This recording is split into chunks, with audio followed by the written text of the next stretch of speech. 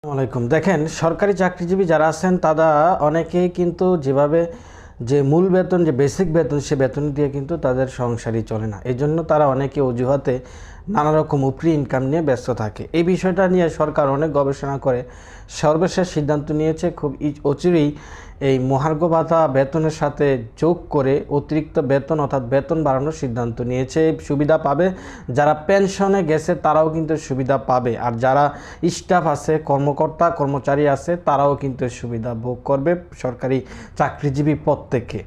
দেখেন, যেই আজকে এই বাড়ানোর মূল উদ্দেশ্য হচ্ছে আপনার ঘুষ দুর্নীতি বন্ধ করার লক্ষ্যে।